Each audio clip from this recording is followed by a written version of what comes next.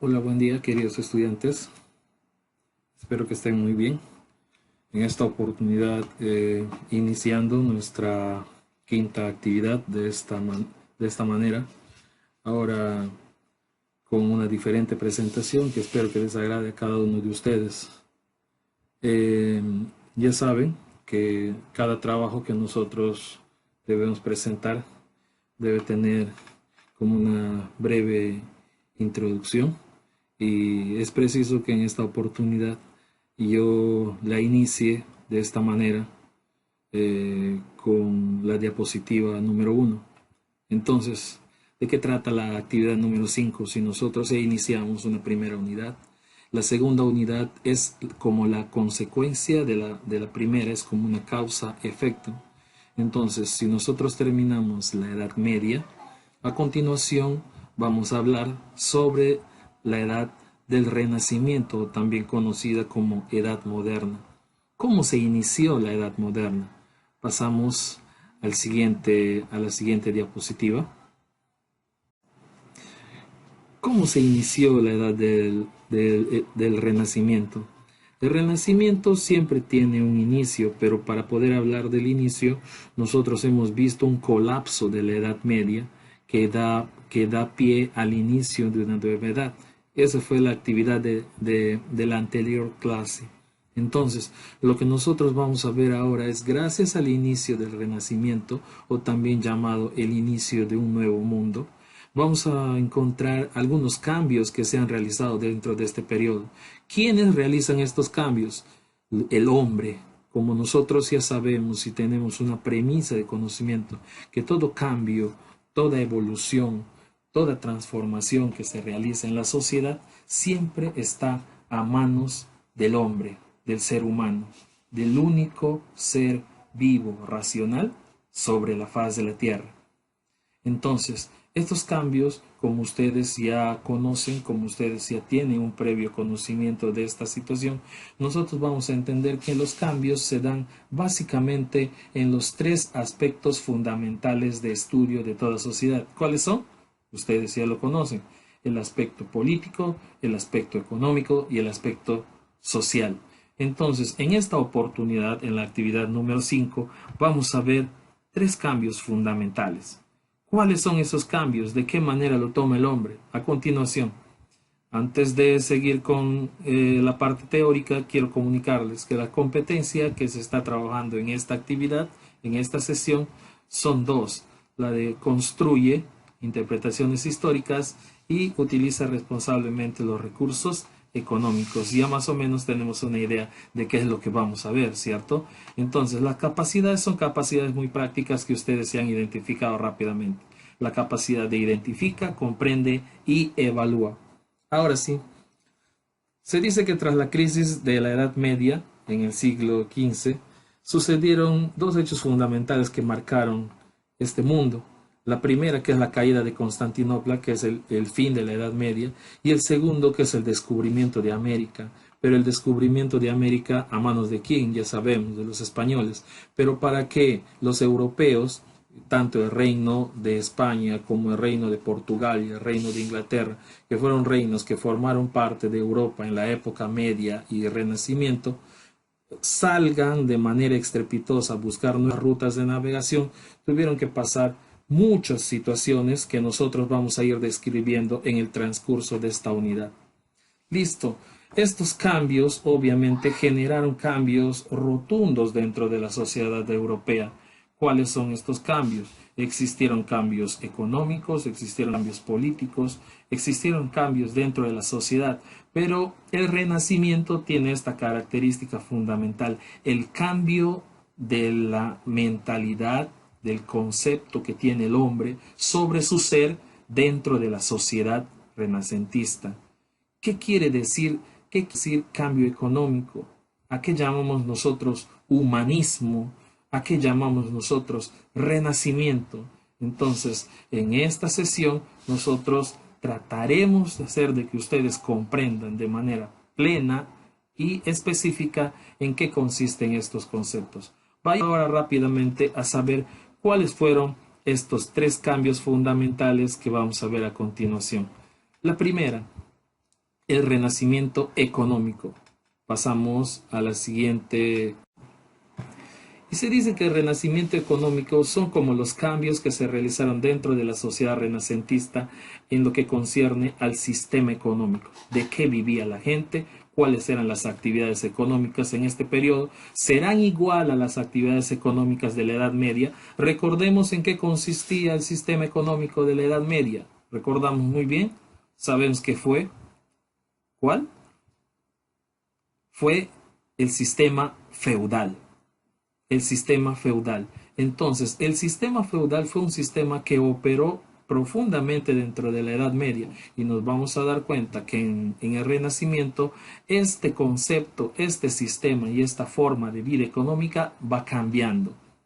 Entonces, ¿en qué consiste el Renacimiento económico? Vayamos a conocer un poco. Este periodo en Europa empezó a vivir un clima caracterizado por la estabilidad política, mejoramiento de la relación del gobierno y la sociedad, disminución de las epidemias. Recordemos que en la Edad Media había muchos problemas, las epidemias, las enfermedades, los conflictos. También se dice de la recuperación demográfica. Llamamos recuperación demográfica al aumento de la población por la solución de los problemas que acechaban en ese entonces. Entonces estos factores ayudaron notablemente al crecimiento económico del continente europeo. ¿Cuáles fueron estos cambios tan notables? La primera fue la reactivación de la agricultura. ¿Por qué la reactivación de la agricultura? Porque la agricultura fue la principal actividad económica de la sociedad europea y vamos a decirlo así, podríamos decir que de todo continente. Entonces, ¿qué pasó con la agricultura? En la agricultura se recuperaron las tierras y también se ganaron nuevas tierras. Mejoró el comercio porque gracias a la producción de la agricultura comenzó a darse nuevamente el comercio entre reinos y, por qué no decirlo también, entre continentes. Recordemos que uno de los principales continentes con quien comercializaba Europa fue Asia. Otro cambio dentro de la reactivación de la agricultura, se aumentó la producción, se aumentó el autoconsumo y se experimentó la crianza del ganado. Entonces estamos hablando en el mejoramiento de la agricultura, trajo por consiguiente tres mejoras. La primera, mejora de la calidad de la producción de la agricultura de los cultivos. Segundo, gracias a la producción de la agricultura se aumentó y se mejoró el comercio. Y la tercera razón, se amplió y se mejoró y se implantó el tema de la actividad ganadera, de la crianza de aves, de la crianza de ganado. Entonces fue una actividad que en este periodo de renacimiento y del nuevo mundo, como nosotros le llamamos, fue como la incorporación de una nueva actividad económica que obviamente iba a mejorar la calidad de vida de toda la población europea. Hablamos de otro cambio dentro del sistema económico, el crecimiento de la manufactura, que llamamos manufactura. Ustedes saben que la manufactura es la mano de obra barata, la mano de obra que impulsó la tierra y la mano de obra que sirvió también para manejar las máquinas dentro de las industrias. Esto hizo que aumentaran notablemente el número de fábricas textiles y que dentro de las industrias estaban el grupo de personas que hacían utilizar su mano de obra barata, estas personas comenzaron a agremiarse, comenzaron a organizarse y crearon los gremios de artesanos, el grupo de trabajadores de determinada empresa. Se convirtió en la principal actividad económica, como les vuelvo a repetir. La manufactura fue fundamental en este proceso porque ayudó notablemente a la producción de bienes y por consiguiente el aumento del comercio entre reinos, entre continentes, por qué no decirlo también próximamente después del descubrimiento de América, el comercio entre colonias.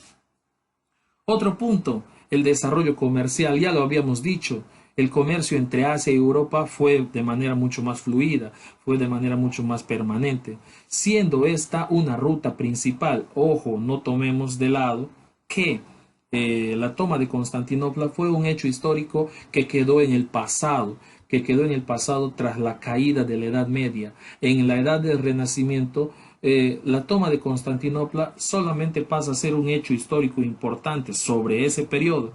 En la Edad del Renacimiento, vayamos a decir que las fronteras entre los países y entre los continentes se abren nuevamente por una especie de tratado, por una especie de pacto, por una especie de relaciones internacionales entre los demás reinos. ¿Podríamos decir que mejora el clima entre los demás países, entre los demás reinos? Sí, se puede decir que sí, porque Constantinopla después en el Renacimiento volvió a ser uno de los puertos principales para el comercio entre estos continentes. Entonces, la actividad comercial fue muy importante. El comercio, aunque fue también importante entre los continentes de Asia y Europa, también comenzó a tener más fluidez en otros continentes que correspondían al mar del Atlántico, para ser más específico, con el continente americano. Ahora, su importancia fue vital. Luego del descubrimiento del Nuevo Mundo, que nosotros llamamos América, el comercio fue como una de las principales actividades económicas en ese momento. Entonces, marcamos 3 puntos fundamentales dentro del renacimiento económico. La primera, el primer cambio que se da en este periodo, la reactivación de la agricultura. El segundo, el crecimiento de la manufactura. Y el tercero, el desarrollo de la actividad económica comercial. Esto trajo consigo un concepto fundamental que debemos entender, y espero ustedes busquen, googleen, busquen en el diccionario en qué consiste. Ahora, el concepto que eliminó al sistema feudal lo tenemos presente. Se llama el capitalismo mercantil. ¿Y a qué llamamos capitalismo mercantil? En resumen, y para no hacer de que ustedes pierdan la idea de lo que nosotros estamos trabajando en este momento, podríamos decir que el capitalismo mercantil se desarrolló en un periodo y apareció en un sistema económico dentro de este periodo. Es el capitalismo económico el que da pie a la creación de los bancos. Factores como el desarrollo del comercio, el impulso de la agricultura, la ganadería, hicieron que la economía se convirtiera en un activo dinámico. O sea, se está hablando de fluidez de dinero, intercambio de bienes y servicios, fluidez de dinero, al que nosotros también conocemos como capital. Cuando nosotros decimos tenemos un dinero, entendemos que también es conocido como que tenemos un capital. Entonces, de esta manera aparecieron los mercados, y cuando aparecieron los mercados también aparecieron las alianzas internacionales, lo que acabo de mencionar anteriormente. Entonces, donde se daba más valor al dinero. ¿Qué es el dinero? Es el capital. Entonces, gracias al capitalismo mercantil, ¿qué quiere decir? Capitalismo, dinero, mercantil, comercio, intercambio de bienes y servicios, compra y venta. Entonces, el sistema feudal que estaba en la Edad Media simplemente se fue extinguiendo, dándole paso a un capitalismo mercantil que necesitaba otros instrumentos para que pueda seguir trabajando, para que pueda seguir desarrollándose y produciéndose. De esta manera se hacen como figura principal dentro de este proceso la incorporación o el nacimiento o el que da origen a los famosos bancos, instituciones que nosotros conocemos como las instituciones que guardan el dinero, que prestan el dinero y que hacen trabajar el dinero de las personas hacia las demás actividades económicas de una sociedad. Nos pasamos a la siguiente. En la siguiente diapositiva vamos a ver un poco más de lo que hemos visto en la anterior y vamos a tratar de explicarlo rápidamente. Cuando hablamos de capitalismo y de la creación de los bancos, esto también generó que los estados manejaran 2 tipos de comercio. Ahora sí vamos a entender mucho mejor. ¿Cuáles son los 2 tipos de comercio que comenzaron a manejar las sociedades, los gobiernos, los reinos. Recordemos que estamos dentro del Renacimiento y seguimos manteniendo la figura del gobierno de un rey y del tipo del gobierno monárquico. Entonces, ¿qué hicieron los monarcas? ¿Qué hicieron los reyes con estos nuevos cambios que se implementaron? Entonces, estos nuevos cambios que se implementaron exigieron a que se tomaran nuevas decisiones y se promulgaran nuevas políticas de trabajo económico, como por ejemplo, en cuanto al comercio, para poder distribuir y para poder tener buenas relaciones con otros continentes y con otros reinos, se creó un comercio interno y un comercio externo. ¿Para qué el comercio interno y para qué el comercio externo? ¿Con qué finalidad? El comercio interno para producir los bienes y hacer que los que viven dentro del territorio de un reino consuman, produzcan y se muevan. Ahora, el comercio externo tenía que ver con los comercios internacionales, lo que se le vendía a otro reino, lo que se le vendía a otro continente, a otra civilización. De esa manera había una distribución. ¿Qué es lo que generaba esto? Atracción de más riqueza, atracción de más capital, atracción de más dinero. Y así sucesivamente estos reinos hicieron posible de que sus estados, sus reinos se enriquecieran, se llenaran de capital. Eh, Obviamente esto también trajo muchos cambios dentro de la sociedad y producto del crecimiento económico de todos los reinos. Entonces, los reyes tenían que lidiar con estos procesos. ¿Para qué? Para que dentro de estos procesos el dinero no cegara a los hombres que pertenecían a la clase noble. Entonces, los reyes tuvieron que trabajar inteligentemente para que todos no subieran, no quisieran irse encima del rey. Entonces el rey lo que hizo es lidiar con su clase noble y lidiar también con la iglesia, que era muy importante, seguía teniendo el poder la iglesia, pero todos estos cambios, tanto que el rey lidiaba con su nobleza y lidiaba con su clero, con la iglesia, también tuvo que lidiar con la aparición de una nueva clase social dentro de la sociedad europea. ¿Quién es esta nueva clase social? Cuando antes hablamos de feudalismo, de señores feudales que tenían sus tierras y que se creían nobles porque se relacionaban con el rey y tenían las tierras a disposición de ellos y hacían tratados con el rey, esta famosa clase feudal al final dio origen a un nuevo sector social llamada burguesía. ¿Quién es la burguesía? En la actividad que nosotros vamos a desarrollar, les estoy pidiendo que investiguen acerca de esta clase social, pero yo les doy una pauta de lo que estamos trabajando a continuación. La burguesía fue un grupo social conformado por comerciantes, dueños de las industrias, dueños de tierras. Recordemos que recuerdan que el señor feudal hacía trabajar a sus esclavos dentro de las tierras. Listo. Ese esclavo, ese campesino que solamente trabajaba para comer y solamente su único pago era el producto de la tierra, poder alimentarse, porque también pagaba impuestos por ocupar un espacio dentro de las tierras del señor feudal. Este campesino decidió huir de las manos del señor feudal a sabiendas de que podía correr riesgo su vida y la de su familia. Decidió arriesgarse y vivir su propia vida, pero como ese campesino tenía ya un oficio, era un agricultor, era un ganadero, era un orfebre, era un zapatero, era un carpintero, estos campesinos trabajaron su propia tierra y al trabajar su propia tierra se dedicaron a sus oficios. Como trabajaron su propia tierra, la tierra y sus oficios le dio un producto para poder comercializar. Ese producto que comercializaron comenzaron a producirlos a grandes escalas y después de ser campesinos pasaron a ser comerciantes.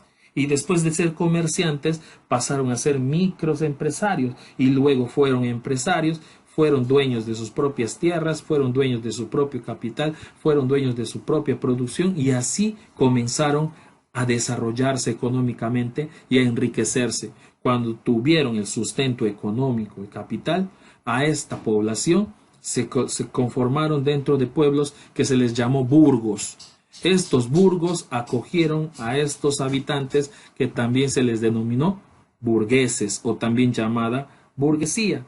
Entonces, La clase burguesa dentro de la sociedad feudal fue una clase llena de personas que vinieron desde abajo, surgieron y fueron grandes comerciantes y empresarios. Ahora, recordemos que hay una sociedad estamental donde el rey disminuía el poder de cualquier persona que tuviera cuánta cantidad de dinero, mientras que el rey distinguía de acuerdo a su escala dentro de su sociedad. Este burgués, por más plata que tuviera, no podía ser parte de la nobleza, porque su sangre y la política que había imperado un rey se lo impedía.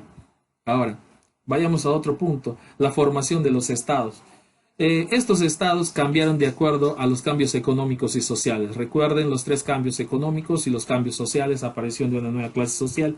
Entonces, esto obligó al rey a tomar decisiones y estas decisiones se basaron en la clasificación y la disminución del poder de la clase social noble y la disminución de la clase social religiosa, dándole pie también a la clase burguesa cierto grado de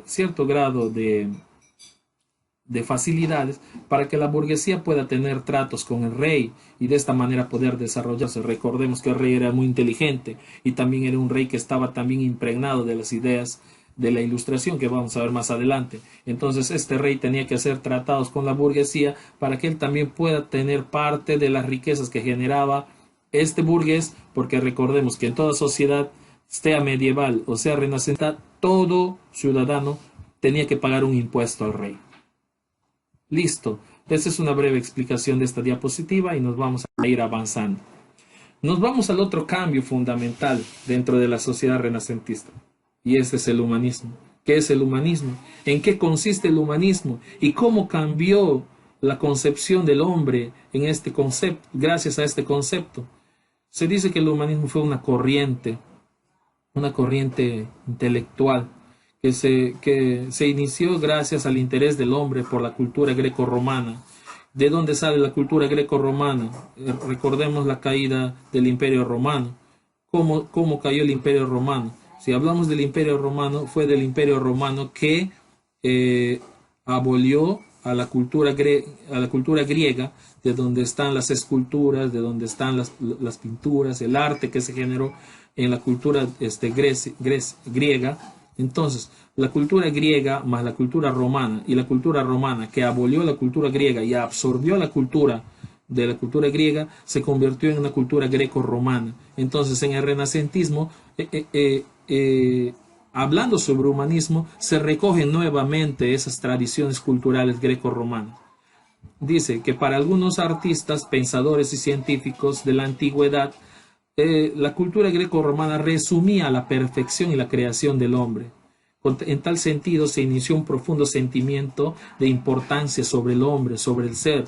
Recordemos que en la Edad Media y a finales de la Edad Media, los reyes esclavizaron mucho a sus ciudadanos. No se tuvo la importancia, no se tuvo el interés de priorizar y poner como centro de todo cambio, de todo proceso, al hombre. Se olvidó del hombre y se cegó por el poder de la tierra y el sistema feudal. Pues en el humanismo se cambia esto. En el humanismo, el hombre no le da tanto interés, le pone un segundo plano al sistema y al desarrollo económico y prefiere, gracias a su antigua tradición cultural, darle más interés al hombre porque entendió que el hombre es el centro de todo cambio y de todo proceso dentro de una sociedad. ¿Cómo y en qué consistía esta nueva forma de pensar sobre el humanismo? ¿Cómo te da esa nueva perspectiva y ese nuevo cambio? El humanismo proviene de la voz humanitas, que resumía todo lo que el hombre buscaba, es decir, la plenitud del hombre. ¿Qué quiere decir vivir plenamente? ¿Qué quiere decir que un humano viva plenamente? Que viva en armonía con su medio ambiente y que satisfaga sus necesidades individuales y de grupo. ¿Qué quiere decir vivir intensamente? El humanismo situaba al hombre en el centro de todo, en el centro de la reflexión, para descubrir su origen, su lugar en este mundo y su destino. Enfatiza la capacidad humana para dominar la naturaleza a través de la razón y la experiencia. Una persona, ejemplo para todos, cuando toma una decisión, ¿En qué se basa su decisión? La decisión que toma todo hombre de la antigüedad y de hoy se basa en la razón, una decisión lógica, y en su experiencia, en lo que pasó anteriormente, sea un acierto o un desacierto, para que no vuelva a ocurrir. Entonces, los humanistas, sin embargo, no se convirtieron en enemigos por si acaso. Los humanistas, a pesar que le daban más valor al hombre, estos humanistas, coincidentemente, y la historia lo va a demostrar, estos humanistas no necesitaron apartarse de la religión. Es más, los pensadores y precursores del humanismo fueron personas religiosas que creyeron en el catolicismo, que creyeron en el cristianismo, pero que también le dieron una connotación al valor humano. Ahí podemos entender y podemos identificar precursores del humanismo, quienes dicen existieron autores que escribieron varios manifiestos, como por ejemplo Dante Alighieri, Francesco Petrarca, Giovanni Boccaccio, y los grandes humanistas como Erasmo de Rotterdam, Tomás Moro y Nicolás Maquiavelo. Ya más o menos vamos a tener una idea de Maquiavelo, qué es lo que dice. Para eso hay un trabajo, también una actividad. ¿Cuál es la diferencia entre un precursor y los que impulsaron los grandes humanistas? Les explico rápidamente.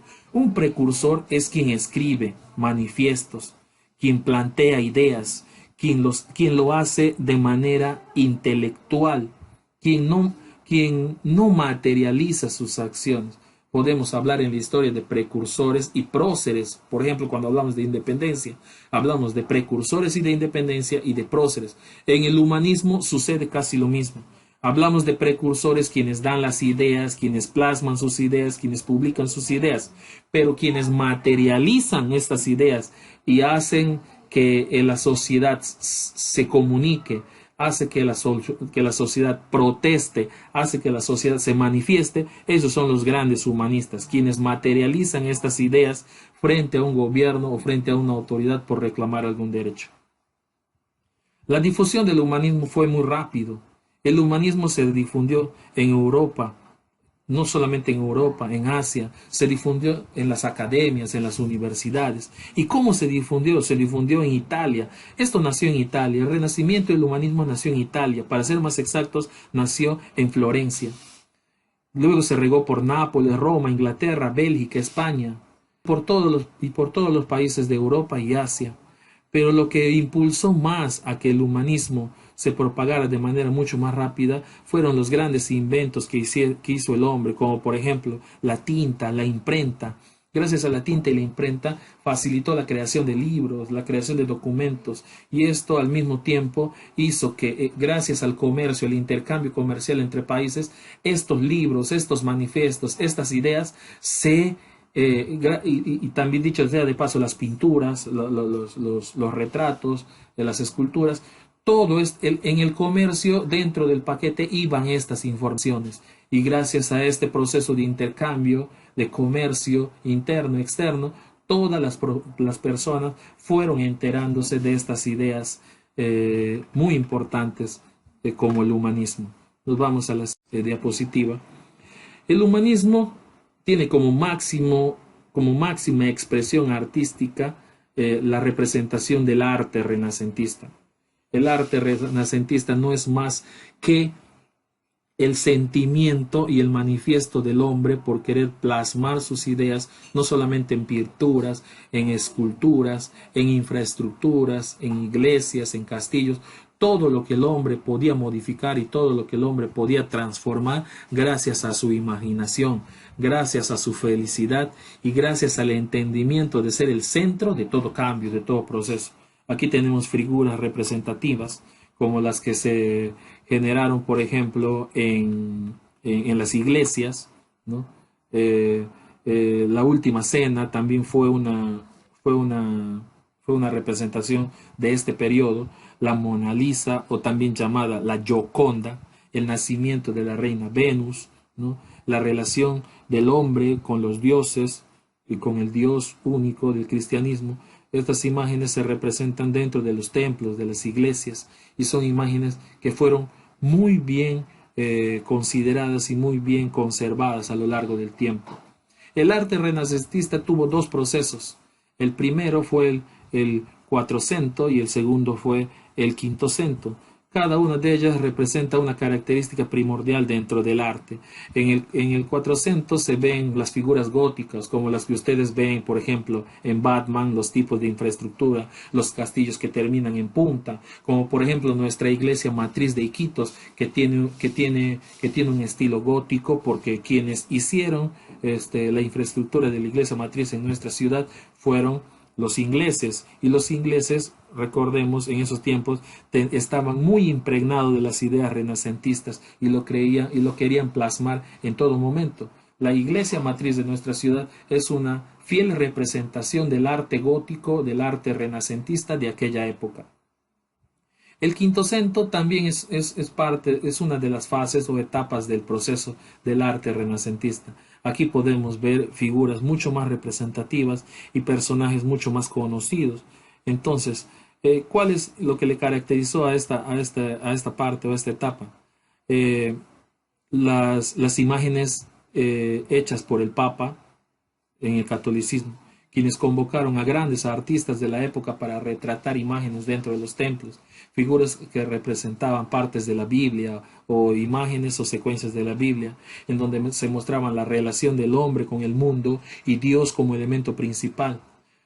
Tenemos a Sanzio, un artista que logró plasmar sus ideas dentro de los templos. Tenemos también a Leonardo da Vinci, Rafael Sanzio y a Miguel Ángel Buonarroti.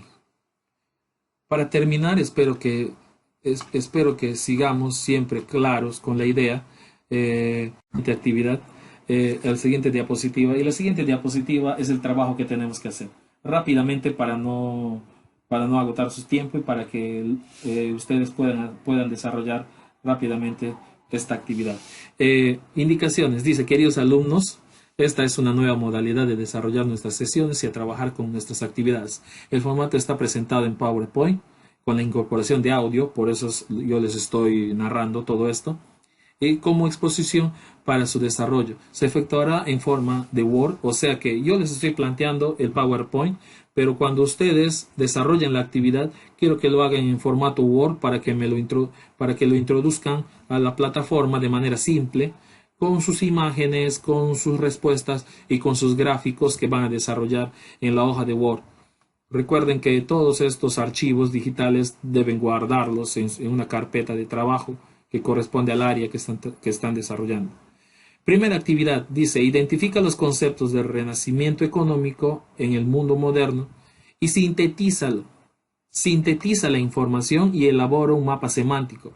¿Qué es un mapa semántico? El mapa de llaves que ustedes conocen. ¿De dónde van a sacar la información? Ya están en las primeras diapositivas y también están los enlaces para que ustedes puedan recaudar la mayor cantidad de información y plasmar su esquema de llaves con toda la información que requiere sobre el renacimiento económico en el mundo moderno. Con todas las características más importantes que contribuyen a su organización. Quiere decir que con toda la información teórica, más lo que ustedes tengan del material audiovisual, pueden hacer sus organizadores. Segundo, investiga y describe el origen de la clase social denominada burguesía.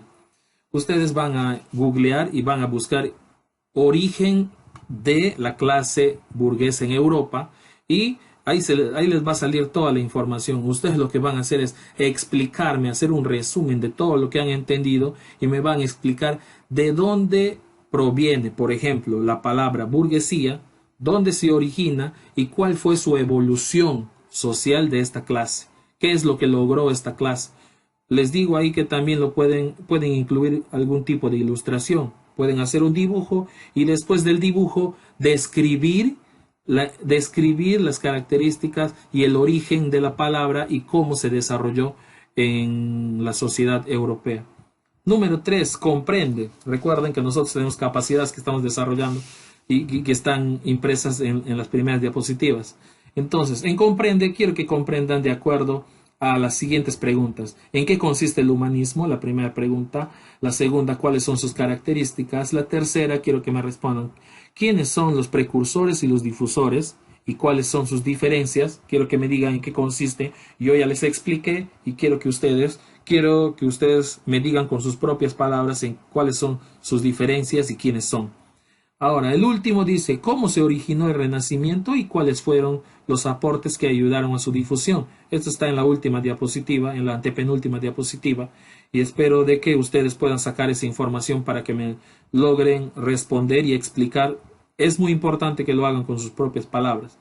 Al final me van a ilustrar las principales obras artísticas del Renacimiento. Cuando me ilustren, ustedes pueden hacer un copia y pega, pero lo más importante es la ilustración y que me digan el nombre del autor, el nombre de la obra de arte, el nombre del autor y cuál es el significado de su creación, qué es lo que plasma el autor, qué es lo que dice acerca de la obra de arte que ha creado y qué relación tiene ese planteamiento que dice el autor con el humanismo. Si tiene algún tipo de relación, si ustedes le encuentran algún tipo de relación, no duden en escribir dentro de la descripción de las características de cada imagen, ¿no? Ahora, tengo 3 enlaces para que ustedes puedan observar en qué más consiste. Todo está descrito, todo tiene que ver con la información de la diapositiva y espero que les haya ayudado mucho el trabajo que les estoy presentando. Recuerden que tienen la publicación de este trabajo es el día de mañana, jueves, y tenemos hasta el día martes en horas de la noche para poder presentarme el trabajo. Por favor, jóvenes, espero que les haya gustado. Por favor, ayúdenme, ayudémonos en este trabajo, en esta nueva forma de poder aprender más. Le doy gracias a Dios por permitirme llegar a ustedes a través de estas herramientas y espero que les haya gustado. Denme sus opiniones cuando suban sus trabajos, mándenme un mensaje y díganme qué les pareció, si podemos cambiar algo, si podemos seguir implementando algunas cosas, todo con el único fin de mejorar nuestro trabajo. Espero que les haya gustado. Con ustedes se despide el profesor William Vázquez del área de Ciencias Sociales del segundo de secundaria del Colegio San Martín de Porres. Tengan ustedes un buen día. Muchas gracias.